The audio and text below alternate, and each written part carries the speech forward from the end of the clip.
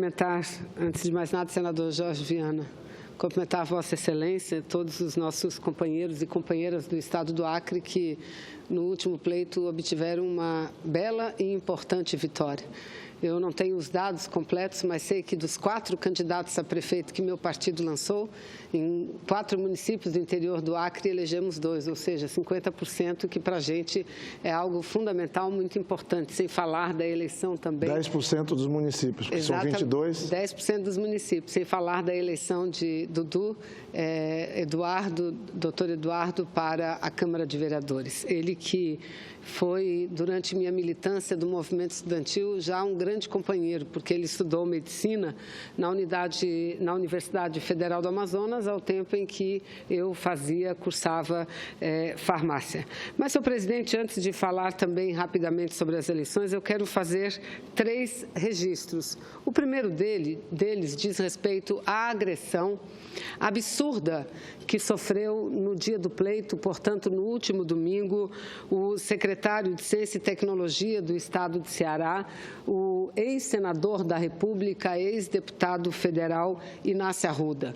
Ele foi barbaramente agredido pela Polícia Militar do Estado, assim como toda a sua família, seus filhos e sua esposa, senhor presidente. Ele recebeu um chamado de vários jovens alguns jovens que se encontravam nas proximidades de uma unidade onde ocorriam as eleições, ele chegou lá para tentar acalmar toda a confusão que estava se formando. Ao invés de a Polícia Militar abrir um diálogo, passou também a agredir o ex-senador Inácio Arruda. O meu partido, PCdoB, senhor presidente, apresentou uma nota repudiando a agressão policial que sofreu ele, que sofreu Terezinha, uma médica conceituada na cidade de Fortaleza, no estado do Ceará, sua esposa, e vários jovens que os acompanhavam. E repudiamos esse comportamento dos integrantes da Polícia Militar,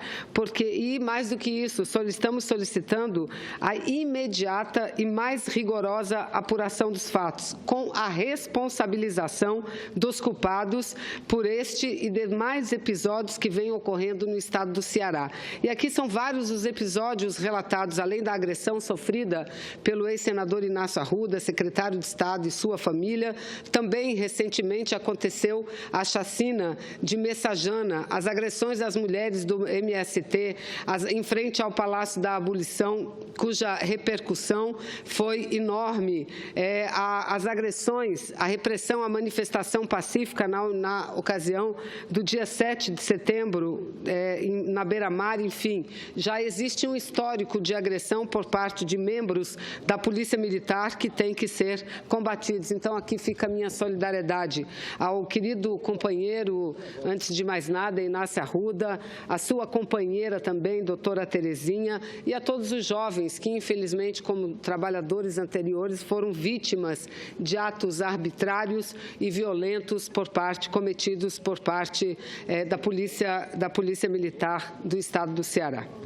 O segundo registro que faço, senhor presidente, diz respeito a uma atividade que nós, da bancada feminina, juntamente com o Comitê pela Igualdade de Gênero do Senado Federal, juntamente com diversas outras entidades, Banco Mundial, entidades representativas dos movimentos feministas, estamos iniciando no dia de hoje eventos alusivos ao Outubro Rosa. Outubro Rosa, senhor presidente, é uma atividade que tem como objetivo chamar a atenção de toda a população brasileira para a necessidade de se trabalhar a prevenção do câncer de mama, que infelizmente é uma doença que acomete e muitas vezes leva à morte centenas de milhares de mulheres no Brasil e em todo o mundo. E esse movimento consideramos de fundamental importância porque o câncer de mama, assim como outras doenças, se for diagnosticado em tempo, de forma forma prematura, ele pode não apenas salvar a vida, mas inclusive preservar a própria mama da mulher que muitas vezes, por ter encontrado a doença já de forma tardia, num processo já bem avançado, perde toda a sua mama. Então, quero dizer que hoje, senhoras senadoras e senhores senadores, saiu uma edição informativa mensal da Procuradoria Especial da Mulher e nessa edição nós estamos colocando toda a programação que deverá ser realizada a partir do dia de hoje. Mas iniciaremos a programação, senador Jorge Viana, e gostaríamos muito de contar com a presença de Vossa Excelência, do presidente da Casa, senador Renan Calheiros, às 18 horas, no Salão Negro, uma atividade da Câmara, do Senado, de toda a bancada feminina.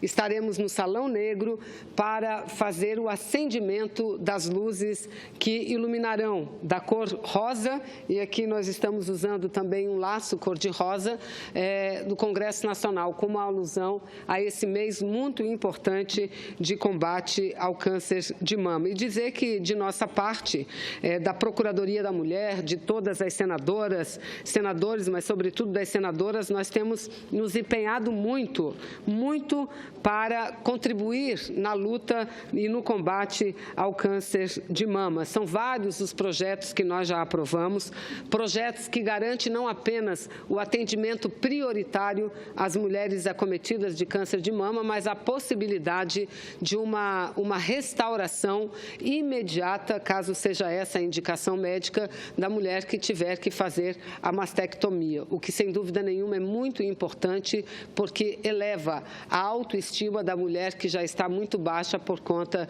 dessa doença terrível que a acometeu. Então, teremos inúmeras atividades hoje, repito, às 18 horas, a abertura, a inauguração do acendimento e o acendimento das luzes cor-de-rosa, mas teremos também no dia 26, desde o dia 26, estamos tendo uma exposição fotográfica no Espaço Galeria do Senado, intitulada Viva Vida, também no Espaço Mário Covas, nesse caso da Câmara dos Deputados, entre os dias 10 e 14, acontecerá a exposição de pintura em tela, Cores de um Outubro Rosa, e além de vários debates nas comissões de assuntos sociais, que fará audiência pública no próximo dia 19, uma quarta-feira, para abordar a lei dos 60 dias e a lei de reconstrução, a lei da reconstrução mamária.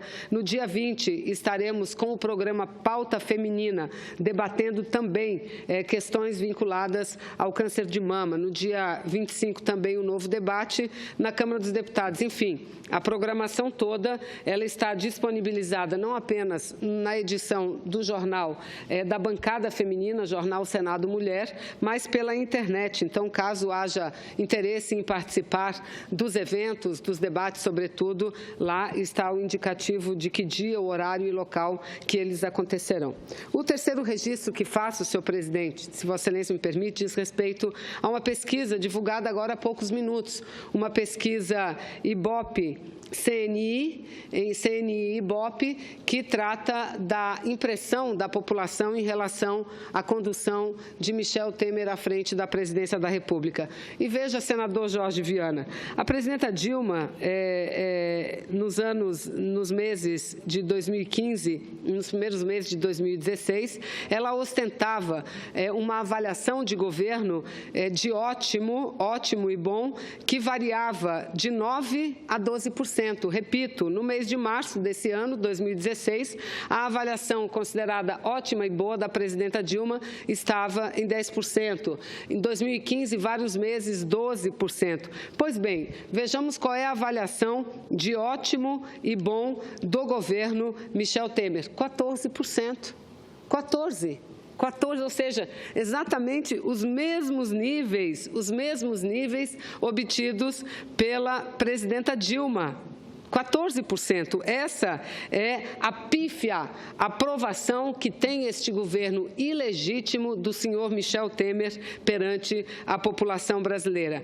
Mas, mais do que isso, perguntada à população qual é o nível de confiança no presidente Michel Temer, senador Jorge Viana, 68% da população brasileira não confia no presidente Michel Temer. Vejam, 68% 24% não confia no presidente Michel Temer. Em relação à comparação com o governo da presidenta Dilma, 24% acha que está melhor, mas quase 70% da população, ou seja, a esmagadora maioria, acreditam que o governo de Michel Temer ou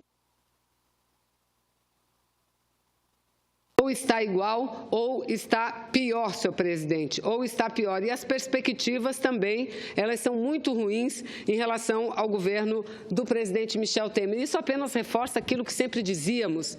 Se a maior parte dos parlamentares, senadores, deputados e deputadas, senadoras, retiraram o apoio da presidenta Dilma, utilizando como argumento a crise econômica pela qual passa o país, a falta de aprovação perante a opinião pública, o que dizer então agora desse senhor Michel Temer? Ora, a população brasileira, de fato, ela pugnou por mudanças, mas não para ter na presidência da República esse cidadão, senhor Michel Temer, que, como nós, também a grande maioria considera um presidente ilegítimo em quem sequer confia. Mas, por fim, senhor presidente, meu tempo já se esgota, eu voltarei a essa tribuna para fazer uma análise das eleições, uma análise não só do desempenho do meu partido, que já posso dizer que repetiu bastante o desempenho das últimas eleições, em alguns estados cresceu, em outros diminuiu, mas no geral nós mantivemos o desempenho obtido em eleições anteriores, inclusive com a mesma quantidade de votos e o mesmo número de prefeituras, praticamente aumentamos o número de prefeituras em que estamos governando. Mas somente para dizer, senhores senadores, que hoje, terça-feira, no jornal Folha de São Paulo, eu trato exatamente dessa questão. Trato da questão eleitoral. O título do meu artigo de hoje é "A aversão à política saiu vitoriosa no processo eleitoral", porque não tenho dúvida nenhuma, não houveram partidos vitoriosos. O que teve de vitorioso foi a aversão à política, e os números mostram claramente isso. E isso não acontece por acaso. É o fruto que estão colhendo de anos e anos de criminalização da política e criminalização seletiva, o que é pior. Exatamente isso que eu abordo, dizendo que o resultado, ele nos leva a concluir que a velha tática da direita de depreciar a política e, sobretudo, as forças progressistas que se opõem ao sistema capitalista tem dado resultado. E que eles, que são os verdadeiros responsáveis pela crise, jogam no colo das forças progressistas uma responsabilidade que não lhes cabe, mas que essa vitória é uma vitória temporária e que logo, logo cairá a máscara daqueles que pensam que estão sendo consagrados no país, porque deixa as reformas avançarem, que a população brasileira verá e, pior do que isso, sentirá quais os reais objetivos desses que estão assaltando o poder em nosso país. Muito obrigada.